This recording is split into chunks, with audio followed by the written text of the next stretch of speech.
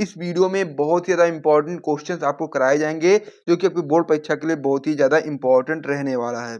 Biology की पूरी किताब में से जो सबसे ज़्यादा इंपॉर्टेंट क्वेश्चन होते हैं जो कि आपकी बोर्ड परीक्षा में लगातार आ रहे हैं और 2025 की बोर्ड परीक्षा में भी आने वाले हैं, उन महत्वपूर्ण प्रश्नों को आज की इस वीडियो में हम लोग कराने वाले हैं। सबसे पहले हम पढ़ेंगे महत्वपूर्ण बहुविकल्पीय प्रश्न, फिर हम लोग पढ़ेंगे महत्वपूर्ण अति लघु उत्तरीय प्रश्न, फिर हम लोग पढ़ेंगे महत्वपूर्ण लघु उत्तरीय और फिर हम लोग पढ़ेंगे महत्वपूर्ण दीर्घ उत्तरीय।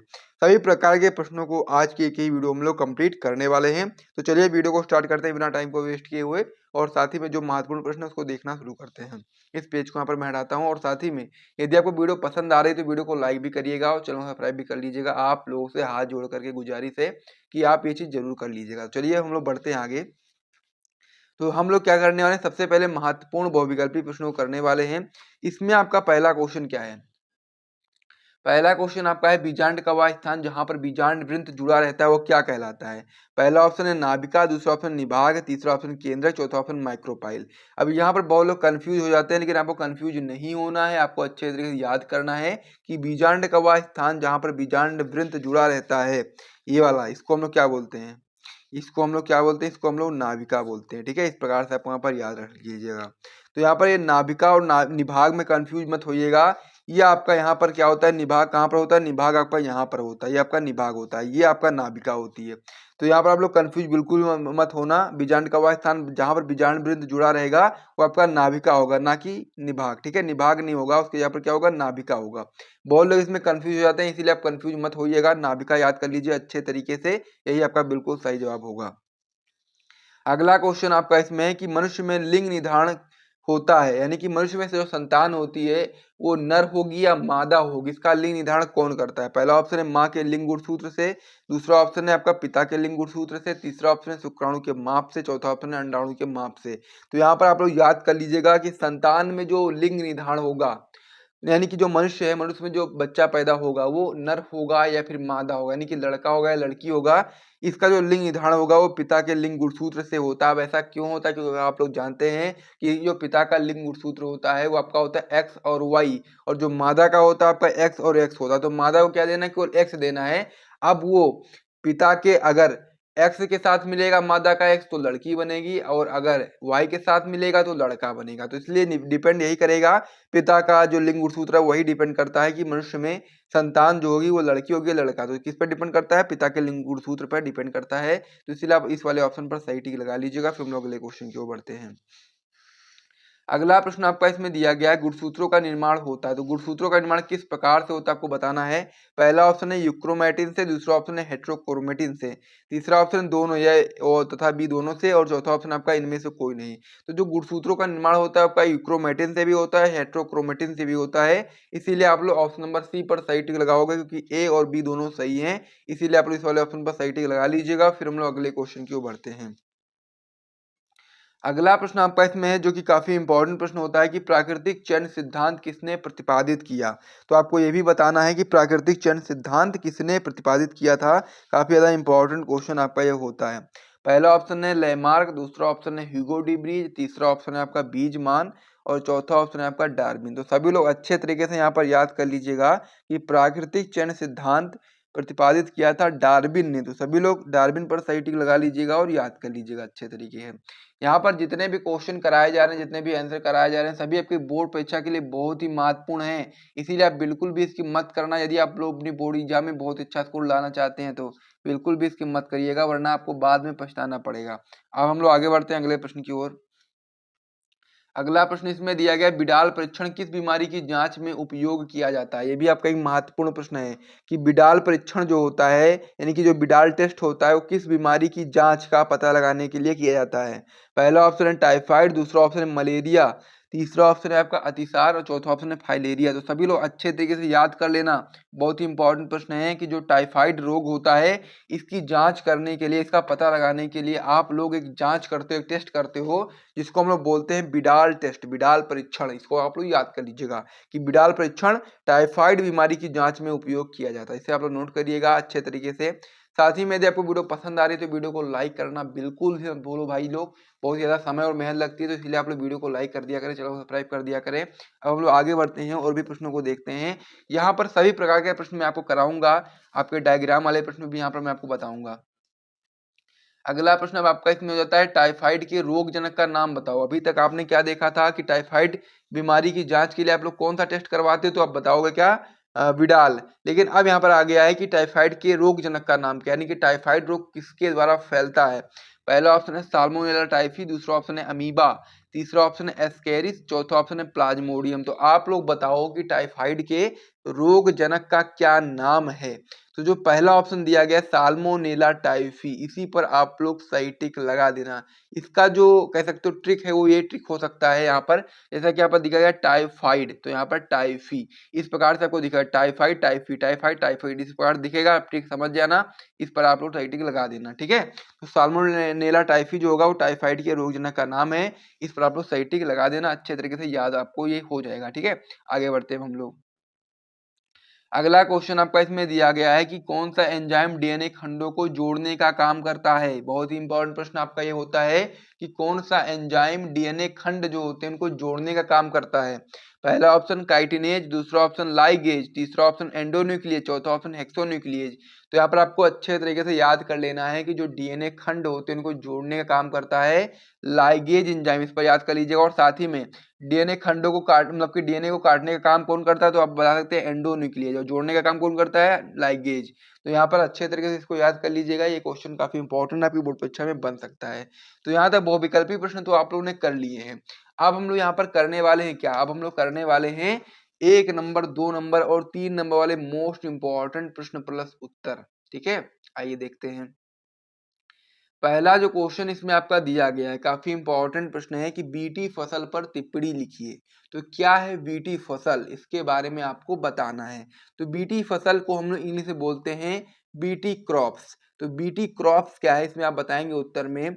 जैव प्रौद्योगिकी के द्वारा ऐसी फसलें उत्पन्न की जा रही हैं जिनमें कीटनाशकों की आवश्यकता नहीं होती है, क्योंकि ये पादप जो होती हैं वो प्रजातियां पीड़क प्रतिरोधी होते हैं, यानी कि जैव प्रौद्योगिकी के द्वारा ऐसी फसलें उत्पन्न की जा रही हैं जिनमें कीटनाशकों की आवश्यकता ही नहीं होती है, क्योंकि ये जो पादप जातियां होती हैं ये पीड़क प्रतिरोधी होती है, यानी कि पीड़क यानी कि जो आपका वहां पर कीटनाशक है, कीटक है, जो मतलब कीट हैं, उनसे लड़ने की क्षमता इनके अंदर पहले से विद्यमान होती है। फिर आप लोग आगे बताएंगे कि बीटी एक प्रकार का प्रतिविष है जो कि आपका बैसिलस थोरनजिएसिस जीवाणु से निर्मित होता है। तो इस प्रकार से आपको समझ में आ गया होगा कि बीटी फसलें क्या है। रिपीट कर देता हूं मैं, आप लोग नोट करिएगा कि जैव प्रौद्योगिकी के द्वारा ऐसी फसलें उत्पन्न की जा रही जिनमें कीटनाशकों की आवश्यकता नहीं होती है, क्योंकि ये पादप प्रजातियां पीड़क प्रतिरोधी होती हैं। बीटी एक प्रकार का प्रतिविष है जो आपका बैसिलस थुरिनजिएसिस जीवाणु से निर्मित होता है। यहाँ पर आपको याद ये करना है कि बीटी फसल बहुत ही इंपॉर्टेंट क्वेश्चन होता है आपकी बोर्ड परीक्षा के लिए, इसे आप लोग बिल्कुल भी स्किप मत करिएगा। यदि आपको उसका पता लगाना है तो आप पेपर उठाओगे, पता चल जाएगा कि ये बहुत ही इंपॉर्टेंट प्रश्न होता है। अब हम लोग आगे बढ़ते हैं, अगले प्रश्न को देखते हैं। अगला प्रश्न आपका इसमें दिया गया है क्या, पारिस्थितिक तंत्र की परिभाषा दीजिए। ये भी आपका एक महत्वपूर्ण प्रश्न है कि पारिस्थितिक तंत्र क्या है। तो इसमें आपको क्या बताओगे, आप उसकी परिभाषा बताओगे। तो इसमें आप बताओगे हेडिंग लगाने के बाद कि वह तंत्र जो वातावरण के जैविक तथा अजैविक कारकों के परस्पर संबंधों तथा प्रक्रियाओं को व्यक्त करता है, पारितंत्र कहलाता है। सिंपल सी परिभाषा है कि वह तंत्र जो वातावरण के जो जैविक कारक हैं और साथ ही में जो अजैविक कारक है उन दोनों के बीच के संबंध तथा प्रक्रियाओं को व्यक्त करेगा, उसको हम लोग पारितंत्र बोलेंगे या फिर पारिस्थितिक तंत्र बोलते हैं, ठीक है। पारितंत्र शब्द का सर्वप्रथम प्रयोग किसने किया था, ये भी आपका एक महत्वपूर्ण पॉइंट है। ये जी टेंसले ने 1935 ईस्वी में किया था। महत्वपूर्ण पॉइंट इसलिए है क्योंकि ये क्वेश्चन आपकी बोर्ड परीक्षा में बहुविकल्पी में बन सकता है कि पारितंत्र शब्द का सर्वप्रथम प्रयोग किसने किया, तो आप बताएंगे एजी टेंसले ने किया। अगर कोई पूछ ले कि कब किया था, किस सन में किया था, तो बता सकते हैं 1935 ईस्वी में किया। तो ये भी आपका एक महत्वपूर्ण प्रश्न है, कंप्लीट इसे भी कर लीजिए आप लोग, मैंने आपको बता ही दिया है। एक बार देख लो, ध्यान से याद कर लेना, फिर हम लोग अगले क्वेश्चन की ओर बढ़ते हैं। अब इसमें हम लोग बहुत ही ज्यादा इंपॉर्टेंट प्रश्नों को करने वाले हैं। प्रश्न क्या है आपका अगला इसमें कि लघु बीजाणु जनन तथा गुरु बीजाणु जनन में अंतर स्पष्ट कीजिए। ये आपका बोर्ड परीक्षा में क्वेश्चन 1 या 2 नंबर में आएगा। इस प्रकार से इतना आपको करना पड़ेगा, ठीक है। वरना अलग अलग भी आ सकता है कि लघु बीजाणु जनन के ऊपर टिप्पणी लिखो या फिर गुरु बीजाणु जनन के ऊपर टिप्पणी लिखो, तो ये दोनों आप लोग अलग अलग भी लिख सकते हो। साथ में आएगा तो साथ में लिखना, अलग अलग आएगा तो अलग लिखना, लेकिन उसके लिए आपको पढ़ना पड़ेगा, जैसे कि मैं आपको बताने वाला हूँ बिल्कुल इजी तरीके से, उसी हिसाब से आप पढ़ लेना। सबसे पहले हेडिंग लगाओगे लघु बीजाणु जनन, इधर लगाओगे गुरु बीजाणु जनन। लघु बीजाणु जनन में पहला पॉइंट लिखोगे आप लोग कि यह क्रिया पुंकेसर के पराकोश में होती है, यानी कि जो लघु बीजाणु जन्म होता है, यानी कि जो नर युग्मक होता है उसका जो निर्माण होता है, वो क्रिया जो होती है पुंकेसर के पराकोश में होती है। पौधे में कहाँ पर होती है? पुंकेसर जो होता है, पुंकेसर के ऊपर का जो भाग होता है उसको हम लोग बोलते हैं परागकोश। परागकोश के अंदर आपका लघु बीजाणु जनन की प्रक्रिया होती है। वहीं पर जो गुरु बीजाणु जनन की प्रक्रिया होती है वो आपकी क्रिया बीजांड के अंदर होती है। इसे भी नोट कर लीजिएगा। पहला पॉइंट क्लियर हो गया ना। लघु बीजाणु जनन प्रक्रिया कहाँ पर होती है? पुंकेसर के परागकोश में, और गुरु बीजाणु जनन आपका होता है बीजांड के अंदर। ठीक है। लघु बीजाणु जनन में दूसरा पॉइंट बताएंगे कि इसमें परागकण बनते हैं। परागकण यानी कि नर युग्मक। ठीक है। तो लघु बीजाणु जनन में क्या बनेंगे? परागकण बनेंगे। वहीं पर गुरु बीजाणु जनन में आपके गुरु बीजाणु या फिर भ्रूणकोश बनते हैं।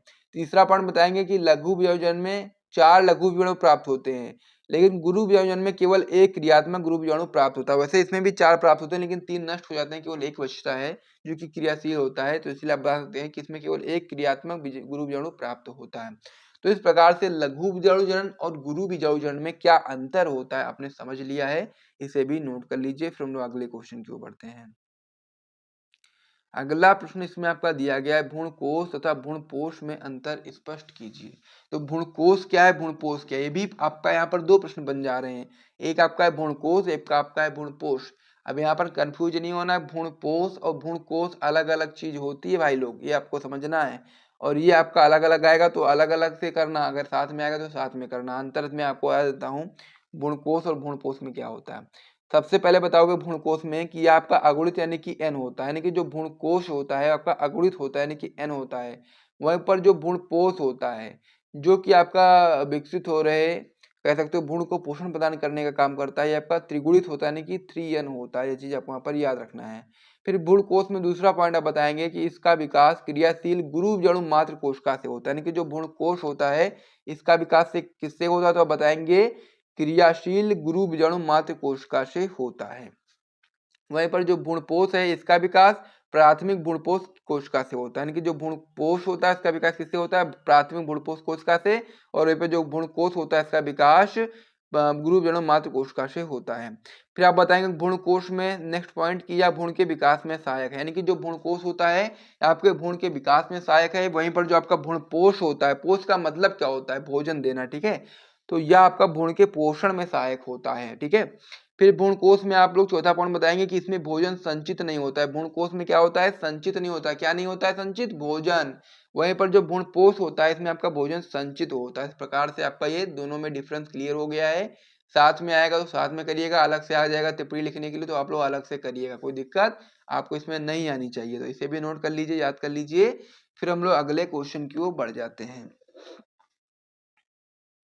अगला प्रश्न आपका एक डायग्राम है जो कि काफी इंपॉर्टेंट डायग्राम है, और आपकी बोर्ड परीक्षा में कई बार डायग्राम आपकी बोर्ड परीक्षा में आया हुआ भी है और आता रहा भी है और आएगा भी। ये चीज आपको यहाँ पर याद कर लेना है कि ये क्वेश्चन बहुत ही इंपॉर्टेंट है और आपकी बोर्ड परीक्षा में जरूर आएगा। डायग्राम क्या है, किस चीज के ऊपर है, तो बताएंगे आप लोग परिपक्व परागकोश की अनुप्रस्थ काट का चित्र आपको बनाना है। ये आपका डायग्राम है, इसमें आपको कैसे बनाना है एक ही बार में आपको बता दूंगा, एक ही बार में आपका बन जाएगा। ठीक है।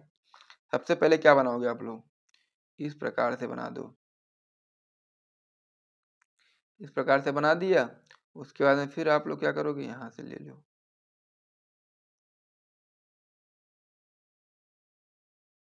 बस इतना क्लियर हो गया। बस इसमें 3 पट्टी लगा दो, एक इसमें, एक इसमें, एक इसमें, एक और इसमें लगा दो। बस एक यहाँ पर हो गया, एक यहाँ पर हो गया। इसमें भर देना सब कुछ। ठीक। और यहाँ पर आपका क्या हो जाएगा, यहाँ पर आपका बाहर परागकण हो जाएगा। इसी प्रकार से आपको बनाना है। यहाँ पर आपका संवहन पूल होता है, इस प्रकार से बना दीजिएगा। सिंपल सा है। इसमें यहाँ पर संवहन पूल हो जाएगा, ये आपका परागकोश होगा। परागकोश के अंदर जो बिंदी बिंदी देख रहे होगे ये आपका परागकण होता है, ये आपका अधिचर्म होता है, ये आपका रंध्रक होता है। तो परिपक्व परागकोश की अनुप्रस्थ काट का डायग्राम मैंने आपको बता दिया है, सिंपल सा है। अगर नहीं बना पा रहे हो तो 1-2 बार बना लेना, फिर बनाना अपने एग्जाम की कॉपी में। और पेंसिल से बनाइएगा अगर आपकी प्रैक्टिस अच्छी नहीं है। अगर प्रैक्टिस अच्छी है फिर भी आप लोग पेंसिल से ही बनाइएगा, क्योंकि वहां पर आप रिस्क नहीं ले सकते। अगर गलत हो गया ना भाई तो उसको आप लोग रफ भी नहीं कर पाओगे पेन से, ठीक है। तो इसलिए पेंसिल से बनाइएगा ताकि कोई गलती की गुंजाइश रहे ना। तो चलिए अब हम लोग आगे बढ़ जाते हैं और अगले प्रश्न को बढ़ते हैं, देखते हैं।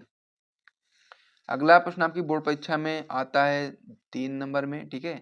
तो क्या क्वेश्चन है आपका, आईवीएफ तकनीक पर संक्षिप्त टिप्पणी लिखिए। आईवीएफ तकनीक मतलब क्या होता है, इसका मतलब होता है टेस्ट ट्यूब बेबी। क्या होता है आईवीएफ का मतलब होता है full form in vitro fertilisation. वहीं पर जो परखनली शिशु होता है उसके मतलब कि आईवीएफ के अंतर्गत ही इस प्रकार से हम लोग बच्चे को जन्म दिलाते हैं, जिसमें हम लोग क्या करते हैं, सबसे पहले परख नली में बच्चे का जो कह सकते हो नर और मादा जो होता है युग्मक, उसको मिला करके भ्रूण बनाने का काम करते हैं। उसके बाद में फिर इसको हम लोग मादा में ले जा करके क्या करा देते हैं, स्थानांतरण करा देते हैं।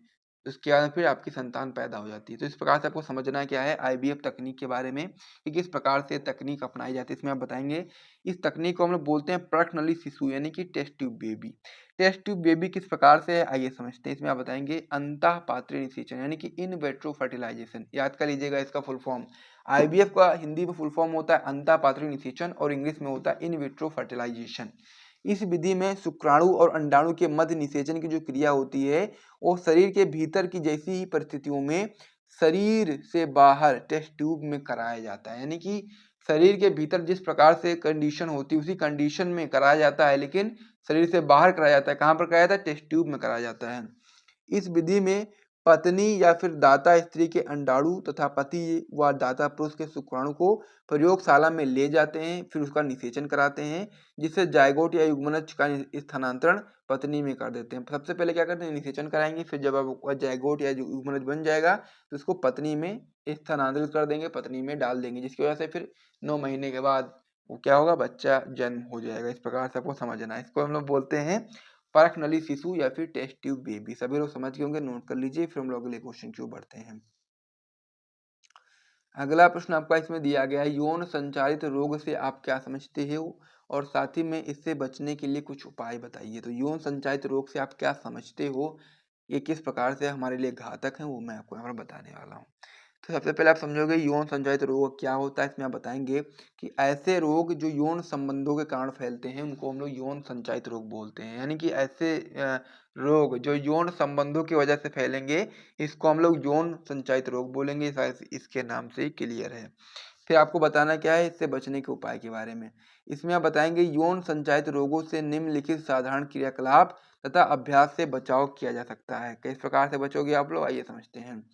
इसमें आप पहला पॉइंट बताओगे, अनजान तथा अनेक व्यक्तियों के साथ लैंगिक संपर्क या शारीरिक संबंध नहीं बनाना चाहिए। ये पहला पॉइंट होगा कि किसी भी व्यक्ति के साथ आपको कह सकते हो कि लैंगिक संपर्क और या फिर आपको शारीरिक संबंध नहीं बनाने चाहिए। दूसरा पॉइंट इसमें बताएंगे कि मैथुन के समय अवरोध विधियां जैसे कि कॉन्डोम आदि का प्रयोग किया जाना चाहिए, जिसकी वजह से भी अगर मान लीजिए किसी व्यक्ति में कोई भी रोग है तो वो आपके अंदर नहीं आएगा। तीसरा पॉइंट आपका इसमें है कि लोगों को यौन या लैंगिक संचारित रोगों के बारे में जागरूक करना चाहिए ताकि वो लोग इस बात को समझें, जाने कि ये रोग कितना भयानक है और यदि आप इसी प्रकार से असुरक्षित यौन संबंध किसी भी के साथ बनाते हो तो फिर वो बीमारी अगर उसके अंदर है तो आपके अंदर भी आ सकती है। तो इसीलिए सभी को समझाना बहुत ही इंपॉर्टेंट चीज हो जाती है। चलिए अब हम लोग अगले पेज पर बढ़ते हैं और भी प्रश्नों को देखते हैं। यदि आपको वीडियो पसंद आ रहा है तो वीडियो को लाइक बिल्कुल भी कर देना भाई लोग। आप लोग से गुजारिश है कि आप लोग वीडियो को लाइक कर ही देना, ठीक। अगला प्रश्न आपका इसमें दिया गया है, जीनोटाइप तथा फिनोटाइप पर टिप्पणी लिखिए। यानी कि जीनोटाइप क्या है, फिनोटाइप क्या है, इसके ऊपर आपको टिप्पणी बताना है। ये भी आपका एक महत्वपूर्ण प्रश्न है। तो आइए समझते हैं जीनोटाइप के बारे में, फिर फिनोटाइप के बारे में भी समझेंगे। ये भी आपके इसमें भी 2 प्रश्न आ गए हैं, जीनोटाइप और फिनोटाइप। और यदि आप इसको कर ले जाते हो ना तो यहाँ पे 2 प्रश्न आपके क्लियर हो जाएंगे। साथ में आएगा तो भी कर ले जाओगे, अलग अलग आएगा तब भी कर ले जाओगे। सबसे पहले समझते हैं जीनोटाइप के बारे में। तो जीनोटाइप में बताएंगे जीव की जीनी संरचना को हम लोग जीनोटाइप कहते हैं। सिंपल सी इसकी लाइन है, ठीक है, सिंपल सी परिभाषा है। कुल इतना भी लिख दोगे तो आपको परिभाषा क्लियर है। जीव की जो जीनी संरचना होती है उसको हम लोग क्या बोलेंगे, जीनोटाइप बोलेंगे। या फिर इसको दूसरे शब्द में आप बता सकते हो अर्थात करके कि जीनोटाइप जीव के अनुवांशिक संगठन को प्रदर्शित करता है। यानी कि जो अनुवांशिक संगठन होता है, जो जीनी संरचना होती है उसको हम लोग जीनोटाइप बोलते हैं। जो हम लोग बाहर से नहीं देख सकते हैं, ठीक है, ये आपका होता है जीनोटाइप। वहीं पर फिनोटाइप की बात करेंगे तो किसी जीव के बाह्य लक्षणों को फिनोटाइप कहते हैं, यानी कि जो कोई भी जीव है उसका जो बाह्य लक्षण है उसको हम लोग फिनोटाइप बोलते हैं। मतलब क्या है इसका? मतलब ये है कि सामने से आप देख रहे हो ना, तो आंख का रंग हो गया, अगर उसका आंख का रंग किसी का काला है, किसी का भूरा है, तो ये चीज आप लोग बाहर से देख करके पता लगा सकते हो, तो यह क्या है? आपका फिनोटाइप है। या फिर लंबाई चौड़ाई के ऊपर बात कर सकते हो, किसी का कद लंबा है, किसी का कद छोटा है, तो ये सभी क्या है? आपके फिनोटाइप रेशियो है। इनको मतलब फिनोटाइप है, क्योंकि फिनोटाइप है जो कि आप बाहर से देख सकते हो, और जो जीनोटाइप है उसको बाहर से नहीं देख सकते हो। फिनोटाइप जो आपका होता है किसी जीव के बाह्य लक्षणों को हम फिनोटाइप बोलते हैं, और जो जीनोटाइप होता है वो जीव की जीनी संरचना होती है। एग्जाम्पल में आप बताते हैं फिनोटाइप में कि आंख का रंग, पौधे का लंबापन एवं बौनापन, ये आपका एग्जाम्पल हो जाएगा फिनोटाइप का। इससे समझ गए होंगे आप लोग जीनोटाइप क्या होता है, फिनोटाइप क्या होता है, इसे भी आप लोग नोट कर लीजिए। फिर हम लोग अगले क्वेश्चन की ओर बढ़ते हैं। अगला प्रश्न आपका होता है मेंडल के पृथक्करण के नियम को समझाइए। अब मेंडल के 3 नियम होते हैं। पहला नियम क्या था? प्रभाविता का नियम। दूसरा नियम आपका पृथक्करण का नियम, और तीसरा नियम आपका स्वतंत्र अभिव्यूहन का नियम। तीनों नियम पढ़ लोगे बहुत अच्छा रहेगा। आपका लॉन्ग क्वेश्चन भी कवर करेगा, शॉर्ट क्वेश्चन भी कवर करेगा, वेरी शॉर्ट भी कवर करेगा, ठीक है। ये तीनों नियम बहुत ही इंपॉर्टेंट होते हैं, और ये चैप्टर भी बहुत इंपॉर्टेंट होता है मेंडल वाला, तो इसे आप लोग अच्छे से क्लियर करके जाना। आज की मतलब कि इस वाले में हम लोग क्या प्रश्न करने वाले हैं? मेंडल के पृथक्करण के नियम को करने वाले हैं, यानी कि जो मेंडल का दूसरा नियम होता है उसको हम लोग करने वाले हैं। तो पृथक्करण का नियम क्या होता है ये समझते हैं। जो पृथक्करण का नियम होता है ना, वो जो प्रभावी लक्षण वाला जो नियम था, प्रभाविता का जो नियम था, वही वाला नियम में थोड़ा सा आगे कंटिन्यू करोगे ना, तो आपका पृथक्करण का नियम आ जाएगा। इसमें आप बताएंगे जब एक जोड़ी अलग अलग उपलक्षण वाले जीवों के बीच संकरण कराते हैं तो प्रथम पीढ़ी में केवल प्रभावी लक्षण दिखाई देते हैं। यहाँ तक क्या नियम था? आपका प्रभाविता का नियम था। लेकिन अब आपको पृथक्करण का नियम लिखना है, तो यहाँ तक पूरा सेम रहता है पृथक्करण में।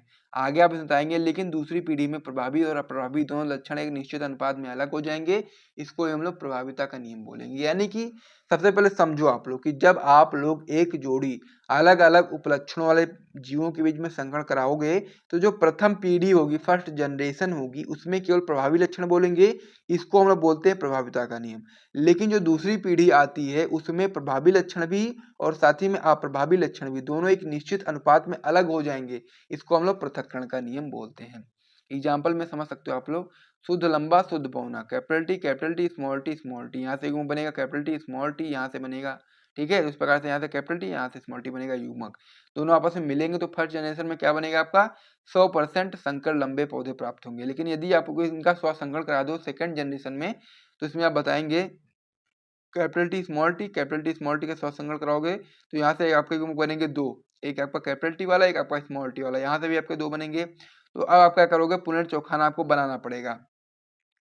पुनर्चौखाना बनाओगे 4, ठीक है, 4 खंड बनाओगे, तो इसमें आप क्या करोगे? इस वाले को आप लोग ऊपर रख दो, इस वाले को आप लोग नीचे रख दो, इस प्रकार से। तो जब आप लोग कैपिटल टी के साथ कराओगे तो कैपिटल टी बनेगा, कैपिटल टी को स्मॉल टी के साथ कराओगे तो कैपिटल टी स्मॉल टी बनेगा, फिर स्मॉल टी को कैपिटल टी के साथ कराओगे तो कैपिटल टी, स्मॉल टी को स्मॉल टी के साथ कराओगे तो स्मॉल टी। तो यहाँ पर देखोगे आप लोग प्रभावी लक्षण और अप्रभावी लक्षण एक निश्चित अनुपात में अलग हो रहे हैं। कैपिटल टी कैसा पौधा होता है? तो आप लोग जानते हैं कि शुद्ध जो आपका होता है प्रभावी लक्षण होता है, ठीक है, प्रभावी पौधा होता है। वहीं पर जो आपका स्मॉल टी होता है, शुद्ध बौना पौधा होता है, यानी कि अप्रभावी लक्षण होता है। और जो कैपिटल टी स्मॉल टी, ये भी आपका प्रभावी लक्षण तो होता है, लेकिन ये आपके संकर लंबे पौधे होते हैं, इस प्रकार से आप समझ सकते हो। तो यहाँ पर आप देखो फिनोटाइप के बारे में सबसे पहले बात करते हैं। फिनोटाइप यानी कि जो बाहर से दिखाई दे रहा है, तो बाहर से देखने पर आपको ये पता चलेगा कि ये कैसे आपके तीनों जो हैं आपके कैपिटल टी तो आपका शुद्ध लंबा पौधा है ही, लेकिन जो कैपिटल टी स्मॉल टी है और कैपिटल टी स्मॉल टी है, दोनों क्या है आपके? ये भी आपके लंबे पौधे हैं, यानी कि इनमें भी प्रभावी लक्षण दिखाई दे रहा है। तो ये क्या होंगे आपके फिनोटाइप में? आप देखोगे तो बाहर से 3 आपको लंबे पौधे दिखाई देंगे और एक आपको बौना पौधा दिखाई देगा, तो अनुपात क्या होगा? 3:1। वहीं पर जब आप जीनोटाइप रेशियो की बात करोगे तो जीनोटाइप रेशियो में आप देख सकते हो कि जीनी संरचना को, ठीक है, तो यहाँ पर आपके एक कैपिटल टी का एक हो गया, और दो आपके हो गए कैपिटल टी स्मॉल टी, तो 1:2, और फिर आपका एक स्मॉल टी वाला होगा तो 1:2 इस प्रकार से आपका हो जाएगा। तो इस प्रकार से नियम भी आपका कंप्लीट हो गया, इसे भी आप लोग नोट कर लीजिएगा। फिर हम लोग आगे बढ़ते हैं। अब हम लोग दीर्घ उत्तरीय प्रश्नों को करने वाले हैं। दीर्घ उत्तरीय प्रश्न में हमारा जो प्रश्न है वो आइए इसके ऊपर बात कर लेते हैं हम लोग। क्या प्रश्न है आइए देखते हैं। प्रश्न आपका है नर जनन तंत्र का नामांकित चित्रों की सहायता से वर्णन कीजिए। काफी इंपॉर्टेंट आपका ये है। क्या है? नर जनन तंत्र का नामांकित चित्रों की सहायता से आपको वर्णन करना है। सबसे पहले समझो आप लोग कि नर जनन तंत्र आखिर क्या होता है। तो आप उत्तर में बताएंगे कि नर के विभिन्न अंग जैसे वृषण, सहायक नलिकाएं व ग्रंथियों के समूह को जो नर युग्मक को बनाते हैं उनको ही हम लोग नर जनन तंत्र बोलते हैं। यानी कि नर में विभिन्न अंग जैसे कि वृषण हो गया, सहायक नलिकाएं होंगी व ग्रंथियों के जो समूह होगा उसको हम लोग नर युग्मक मतलब कि जो समूह होगा वो जो नर युग्मक को बनाएंगे उनको हम लोग नर जनन तंत्र बोलते हैं। अब यहाँ पर आप लोग समझो डायग्राम को। डायग्राम बहुत ही इंपॉर्टेंट है क्योंकि अगर आप डायग्राम नहीं बनाओगे ना तो 5 नंबर के क्वेश्चन में आपका 2 नंबर 3 नंबर ऐसे ही कट जाएगा। लेकिन अगर आप डायग्राम बना दोगे, थ्योरी आप थोड़ी बहुत गलत भी लिखोगे तो भी आपके चल जाएगा और आपके नंबर अच्छे मिलेंगे। क्योंकि एग्जामिनर को जो ऊपर से चीजें दिखाई देती हैं उस पर ही वो फोकस करता है, वो ज्यादा डिटेल में पढ़ना नहीं चाहता है। लेकिन अगर आप मजबूर करोगे पढ़ने के लिए तो पढ़ेगा, गंदगी मचा के करोगे तो पढ़ेगा। वरना अगर आप डायग्राम बनाओगे अच्छा अच्छा ना, उसके नीचे आप लोग कुछ भी लिख दोगे थोड़ा बहुत इससे रिलेटेड, तो आपको नंबर बढ़िया मिलेंगे। लेकिन डायग्राम आपका अच्छे तरीके से होना चाहिए क्योंकि डायग्राम उसकी नजर में आ जाएगा एक ही बार में। तो यहाँ पर जो आपका ये है पूरा कह सकते हो कि नजन तंत्र, इसमें आप बताएंगे इस प्रकार का डायग्राम होता है। यहाँ से हम लोग शुरू करते हैं। पहला आपका क्या है, ई वाला पार्ट, इसको हम लोग बोलते हैं, इसको बोलते हैं सिसन। ठीक है। उसके अंदर जो नली गई है इसको हम लोग बोलते हैं मूत्र विसर्जन नलिका। ठीक है, ये मूत्र विसर्जन नलिका हो गया। फिर मूत्र विसर्जन नलिका के ऊपर जो गोल गोल इस प्रकार से बना हुआ है इसको हम लोग बोलते हैं काउपर ग्रंथि। फिर और आप लोग उसको और आगे लेकर के जाओगे तो यहाँ पर जो ग्रीन कलर का पार्ट है, ठीक है, इसको हम लोग बोलते हैं क्या, इसको बोलते हैं हम लोग प्रोस्टेट ग्रंथि। अब इसी में आप लोग और आगे जाओगे तो यहाँ पर क्या बना है आपका रसखलन नलिका। ये वाला पॉइंट जो आपका इसको हम लोग रसखलन नलिका बोलते हैं। फिर आप लोग और आगे जाओगे तो ये वाला जो पार्ट होता है पूरा इसको हम लोग बोलते हैं मूत्राशय। और जो ये वाला पार्ट होता है, ये जो दो आपके यहाँ पर हैं इसको हम लोग बोलते हैं शुक्राशय। ठीक है, इस प्रकार से आपका हो गया। फिर आप लोग इधर इधर से आ जाओ, इसको हम लोग बोलते हैं क्या, शुक्रवाहक नलिका, जो कि आपका यहाँ पर होता है विषण से जुड़ा होता है। विषण के ऊपर आपका अधिविषण होता है। इसको हम लोग जो रेड कलर का पार्ट इसको हम विषण बोलते हैं, यहाँ पर दिखा है। ठीक है, उसके ऊपर जो कुंडली नुमा संरचना है इसको हम बोलते हैं अधिविषण, और उसके ऊपर जो लाइन गई है इसको हम बोलते हैं शुक्रवाहक नलिका। ठीक है, और जो विषण और अधिविषण जिसके अंदर रहता है उसको हम बोलते हैं विषण कोश। इस प्रकार से आपका डायग्राम होता है। 2 बार 3 बार आप समझ लीजिएगा बना करके, ताकि आपको ये क्लियर हो जाए।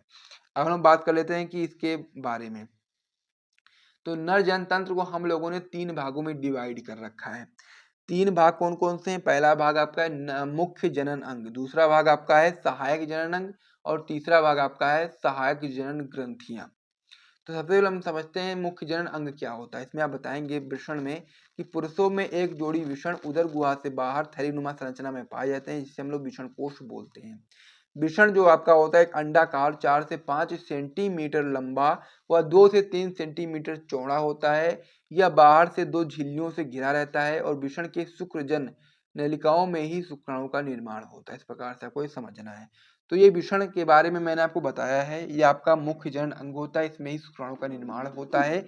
और जो वृषण होता है आपका एक जोड़ी होता है, जो कि उदर गुहा से बाहर थैलीनुमा संरचना में पाए जाते हैं। इसको हम लोग वृषण कोश बोलते हैं। और वृषण एक अंडाकार होता है, इसका जो संरचना होता है 4 से 5 सेंटीमीटर लंबा व 2 से 3 सेंटीमीटर चौड़ा होता है। यह बाहर से 2 झिल्लियों से घिरा रहता है और वृषण के शुक्रजन नलिकाओं में ही शुक्राणु का निर्माण होता है। तो मुख्य जनन अंग में केवल एक ही मुख्य अंग होता है, आपका होता है वृषण।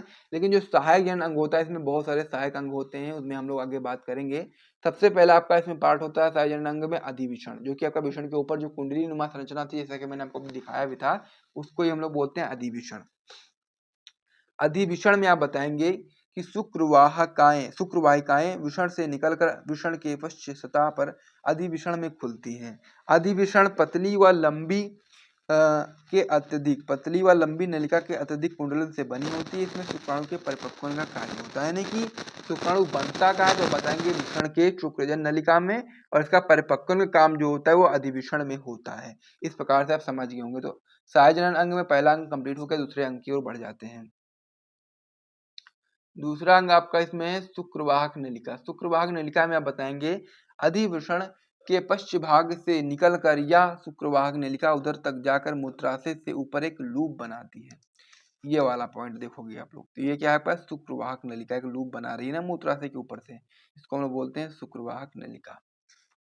इसमें आगे बताएंगे कि दूसरा इसमें जो मतलब तीसरा है शुक्राशय। इसमें आप बताएंगे कि आपका एक जोड़ी मूत्राशय के पीछे स्थित होते हैं और ये वीर्य का लगभग 60% भाग बनाते हैं।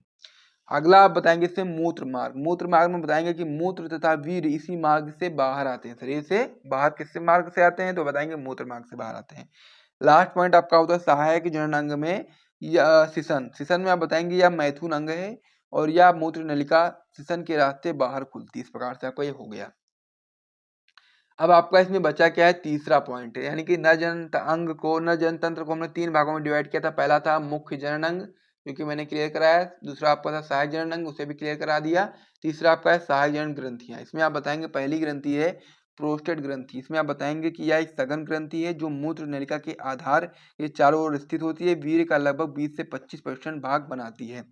इसमें आपकी अगली ग्रंथि है काउपर ग्रंथि। इसमें आप बताएंगे कि इसका श्रवण सिसन में स्नेह का कार्य करता है, यानी कि इसका जो निकलना होता है, और यह एक जोड़ी मूत्र मार्ग के दाएं व बाएं ओर स्थित होती है। तो इस प्रकार से नर जनन तंत्र का संपूर्ण नामांकित चित्रों की सहायता से वर्णन मैंने करवा दिया। आप इसे देख लीजिएगा, याद कर लीजिएगा, तैयार कर लीजिएगा। आपकी बोर्ड परीक्षा के लिए बहुत ही इंपॉर्टेंट प्रश्न है। फिर हम लोग आगे बढ़ जाते हैं और नेक्स्ट जो इसमें आपका क्वेश्चन है उसके ऊपर हम लोग बात कर लेते हैं। अगला जो इसमें आपका महत्वपूर्ण दीर्घ उत्तरीय प्रश्न है वो आपका है अनुवांशिक कूट क्या है, इसकी मुख्य विशेषताओं का वर्णन कीजिए। बहुत ही इंपॉर्टेंट क्वेश्चन ये भी आपका बोर्ड परीक्षा के लिए होता है, अनुवांशिक कूट। तो अनुवांशिक कूट क्या है इसमें आपको बताना है और साथ ही में इसकी मुख्य विशेषताओं का वर्णन भी करना है।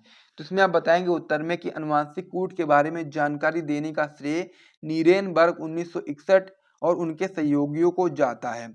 जीन के लिप्यंतरण के द्वारा बने एमआरएनए अणु में उपस्थित त्रिगुणी संकेत को कोडोन या फिर अनुवांशिक कूट कहते हैं। सबसे पहला पॉइंट आपको यहाँ पर याद रखना है कि अनुवांशिक कूट के बारे में जानकारी देने का जो श्रेय है वो किसको जाएगा, तो आप बताएंगे नीरेनबर्ग 1961 और उनके सहयोगियों को जाता है। क्योंकि ये क्वेश्चन आपकी बोर्ड परीक्षा में 1 नंबर में बन सकता है, फिर बहुविकल्पी में बन सकता है कि अनुवांशिक कूट के बारे में जानकारी का श्रेय किससे जाता है, तो आप बताएंगे नीरेनबर्ग को। फिर आपका परिभाषा बात करोगे आप लोग अनुवांशिक कूट की, तो इसमें आप बताएंगे कि जीन के लिप्यंतरण द्वारा बने एमआरएनए अणु में उपस्थित जो त्रिगुणी संकेत होते हैं उसको हम लोग कोडोन बोलते हैं या फिर हम लोग इसको अनुवांशिक कूट बोलते हैं। ठीक है, आगे आप बताएंगे जो जीवों में न्यूक्लियोटाइड के 3 समूह हो, जैसे कि आपका हो जाता है या इस प्रकार से रहेगा ए या फिर ATA या फिर GCA या फिर TAT। ए का मतलब क्या होता है, एडेनिन एडेनिन एडेनिन। ATA का मतलब होता है एडेनिन थाइमिन एडेनिन। GCA का मतलब होता है ग्वानिन साइटोसिन एडेनिन। इस प्रकार से आपका ये होता है। तो ये क्या होता है, जो जीवों में न्यूक्लियोटाइड के 3 समूहों में होता है जो विभिन्न प्रकार के अमीनो अम्ल का संचालन करता है। आगे आप इसमें बताएंगे सभी जीवों में प्रोटीन की पॉलीपेप्टाइड श्रृंखला में अमीनो अम्ल के अनुक्रम अनुवांशिक कोड के अनुसार ही आपका होता है। अब आगे इसमें आपको बताना क्या है, अनुवांशिक कोड क्या है तो आपने समझ लिया है। अब आपको बताना है इसकी मुख्य विशेषताओं के बारे में। तो मुख्य विशेषताओं में आप बताएंगे इसके कि अनुवांशिक कूट जो होता है इसकी मुख्य विशेषताएं क्या होती हैं। इसमें आप बताएंगे पहला क्या होता है, या त्रिक न्यूक्लियोटाइड का बना होता है, यानी कि जो आपका अनुवांशिक कूट होता है आपका त्रिक न्यूक्लियोटाइड का बना होता है। दूसरा पॉइंट बताएंगे इसमें कि यह अतिव्यापित नहीं होता है। तीसरा पॉइंट बताएंगे कि इसमें प्रारंभ हुआ समापन कोड होते हैं। ठीक है, इसमें क्या होता है, प्रारंभ कोड और साथ ही में समापन कोड होते हैं। चौथा पॉइंट इसमें आपका है कि यह क्रमबद्ध है। और लास्ट पॉइंट आपका इसमें होता है कि त्रिगुणी संकेत जो आपके होते हैं वो कामा विहीन होते हैं। तो इस प्रकार से आपका जो ये वाला क्वेश्चन था कि अनुवांशिक कूट क्या है, इसकी मुख्य विशेषताओं का वर्णन कीजिए, पूरा मैंने आपको कंप्लीट करा दिया है। और साथ ही में इस वीडियो में हम लोगों ने इतने सारे महत्वपूर्ण प्रश्नों को किया है। यदि आपको यहाँ वीडियो पसंद आए तो वीडियो को लाइक करिएगा, चैनल को सब्सक्राइब करिएगा। मिलते हैं नेक्स्ट वीडियो में, तब तक के लिए जय हिंद।